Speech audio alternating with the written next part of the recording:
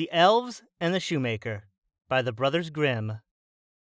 There once was a shoemaker who worked very hard and was very honest, but still he could not earn enough to live upon, and at last all he had in the world was gone, save just leather enough to make one pair of shoes. Then he cut his leather out, all ready to make up the next day, meaning to rise early in the morning to his work. His conscience was clear and his heart light amidst all his troubles, so he went peaceably to bed, left all his cares to heaven, and soon fell asleep. In the morning, after he had said his prayers, he sat himself down to his work. To his great wonder, there stood the shoes already made upon the table. The good man knew not what to say or think at such an odd thing happening. He looked at the workmanship. There was not one false stitch in the whole job. All was so neat and true that it was quite a masterpiece. The same day a customer came in, and the shoes suited him so well that he willingly paid a price higher than usual for them. And the poor shoemaker, with the money, bought leather enough to make 2 pairs more. In the evening he cut out the work, and went to bed early that he might get up and begin betimes next day. But he was saved all the trouble, for when he got up in the morning the work was done ready to his hand. Soon in came buyers who paid him handsomely for his goods, so that he bought leather enough for 4 more pairs.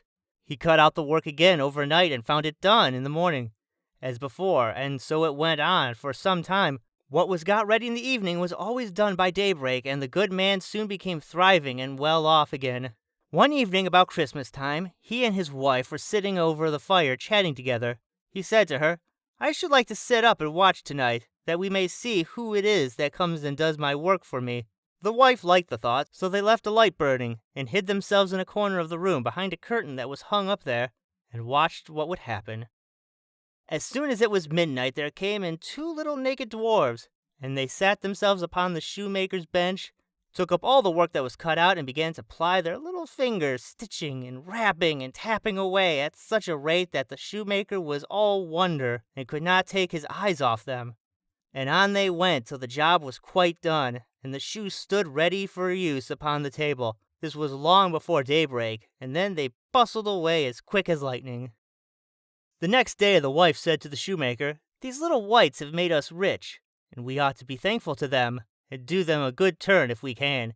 I am quite sorry to see them run about as they do, and indeed it is not very decent, for they have nothing upon their backs to keep off the cold.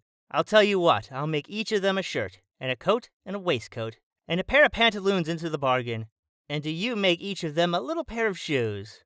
The thought pleased the good cobbler very much, and one evening when all the things were ready, they laid them on the table, instead of the work that they used to cut out, and then went and hid themselves to watch what the little elves would do. About midnight they came, dancing and skipping, hopped round the room, and then went to sit down at their work as usual. But when they saw the clothes lying for them, they laughed and chuckled and seemed mightily delighted. Then they dressed themselves in the twinkling of an eye, and danced and capered and sprang about as merry as could be, till at last they danced out at the door and away over the green. The good couple saw them no more, but everything went well with them from that time forward, so long as they lived.